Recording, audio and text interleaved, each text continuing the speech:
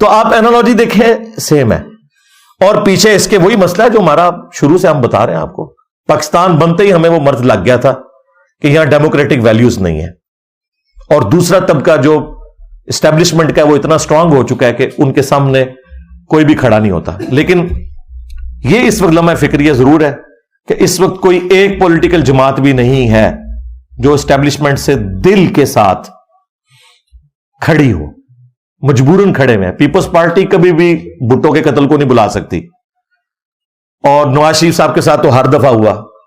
اگر وہ فوج کے حق میں بیان بھی دے دیں تو وہ بیان ہی ہے. اور باقی جو کسر نکالی ہے خان صاحب کے ساتھ انہوں نے کر کے, اس کے بعد تو اب آپ بھول جائیں کہ کوئی ایسا پاپولر بندہ لے کے آپ لانچ کریں کہ جو آپ کے فضائل لوگوں کو سنائے اور قائل کرے. وہ والا معاملہ تو اب ختم ہو گیا. ہاں, اب اس سے آگے چلیں. وہ تو میں نے آپ کو شروع میں بتایا تھا کہ جب پاپولر لیڈر سامنے آتے ہیں پھر یہ معاملات ہوتے ہیں. اور یہ اچھی بات ہے اگر اس میں غلوف نہ ہو کہ فوج کا کام نہیں کہ وہ سیاست میں لچ تلے. اور یہ ان کا ڈیڈ لائن کا جو حلف ہے نا, اس میں بھی لکھا ہوا ہے کہ میں سیاست میں کردار ادا نہیں کروں گا. لیکن جب جب موقع ملتا ہے ادا کرتے ہیں, اور پھر وہ کہتے ہیں کہ جی وہ ہم اس لیے کرتے ہیں کہ ہم ملک کو چوروں کے حوالے کر دیں. تو بھائی جن کے حوالے رہا آپ کے ادارے سے وہ کون سے پاک صاف نکلے؟ صدر ایوب, ضیاء الحق, مشرف, کیا انہوں نے نقصان نہیں پہنچایا؟ آپ کے سامنے انہوں نے بھی تو نقصان پہنچایا ہے, بلکہ ہماری آنے والی نسلیں بھگتیں گی یہ جو کچھ انہوں نے کیا. جو ایوب خان ہے اس نے تو قبلہ ہی بدل دیا, ڈیموکریٹک ویلیوز ہی ختم کر دی ملک سے. ٹرو ڈیموکریسی آ ہی نہیں سکی, اس نے پہلا مارشاء اللہ لگایا. ضیاء الحق نے سنی شیعہ اختلاف یہاں پہ عام کیا, کلاشم کوف کلچر, ہیروئن, شیعہ کافر نعرے ٹوائلٹس کے اندر. افغان وار کی وجہ سے یہاں پہ اسلحہ آ گیا. اور پھر جو کچھ کیا مشرف نے, ہمیں امریکہ کی جنگ میں جھونک کے ملے تو بمشکل کوئی 20-25 ارب ڈالر, لیکن نقصان ہمارا ہزاروں ارب ڈالرز میں ہو گیا. اور جو ہمارے مینٹل ماڈلز بدل گئے کہ مسجد میں بھی لوگ اپنے آپ کو محفوظ نہیں تصور کرتے. تو انہوں نے جو کچھ کیا اس کے بدلے میں اگر آپ پولیٹیکل لیڈرز کو دیکھیں تو انہوں نے بہت کچھ دیا ہے. بھٹو صاحب نے ایٹامک پروگرام شروع کیا, نواز شریف صاحب نے موٹر ویز بنوائی, ایٹامک بلاسٹ جو ہوئے اس میں سب سے بڑا کردار ان کا تھا. بے نظیر کی وجہ سے میزائل ٹیکنالوجی ملک کے اندر آئی. عمران خان صاحب نے اسلاموفوبیا کے حوالے سے جو کچھ انٹرنیشنل لیول کے اوپر آواز اٹھائی ہے وہ ایک ریمارکیبل کام ہے. اور سب سے بڑی بات کہ وہ ہماری ینگ جنریشن جو پالیٹکس سے ہی نفرت کرتی تھی انہیں مین پالیٹکس کے اندر داخل کیا. یہ خان صاحب کا بہت بڑا کریڈٹ ہے. اور خان صاحب وہ لیڈر ہیں کہ آرتھوڈاکس قسم کا جو مذہبی طبقہ ہے وہ بھی انہیں پسند کرتا ہے, اور دوسری طرف جو لبرل قسم کے مسلمان ہیں وہ بھی انہیں پسند کرتے ہیں, جو پسند کرنے والے ہیں. باقی آپ کو ہر جگہ لیفٹ یا لیفٹ کے لوگ نظر آئیں گے یا رائٹ کے. یہاں پہ لیفٹ اور رائٹ مکس ہوئے ہیں. تو اس اعتبار سے پولیٹیکل لیڈرز کو بٹھا کے کوئی درمیان کا سلوشن نکالا جائے. اور خان صاحب سے تو میں اس حوالے سے ریکویسٹ کروں گا کہ اپنی ضد چھوڑیں. جو آپ یہ کہتے ہیں میں نے نہیں بیٹھنا, آپ خود ہی آ کے ہمیں کہتے رہے کہ جی ہم ٹی ٹی پی کے ساتھ بھی مذاکرات کریں گے, ہم انڈیا کے ساتھ بھی کریں گے. تو یار اگر انڈیا اور ٹی ٹی پی کے ساتھ مذاکرات ہو سکتے ہیں تو پیپلز پارٹی اور نون لیگ کے ساتھ بھی, ایم کیو ایم کے ساتھ بھی ہو سکتے ہیں. یعنی اینالوجی تو ایک بنائے نا یار. یہ کام تو نہ کریں کہ بھائی آپ لوگ مطلب ایک جگہ ایک ایکسٹریم رویہ اڈاپٹ کیے ہوئے اور دوسری جگہ جو ہے وہ آپ بالکل نارمل بیہیو کر رہے ہیں. ایک اصول رکھیں, یا تو ان کے ساتھ بھی پھر وہی والی بات کریں نا, لیکن وہاں ان کو سمجھ ہے کہ اس طرح کرنے کا کوئی فائدہ نہیں.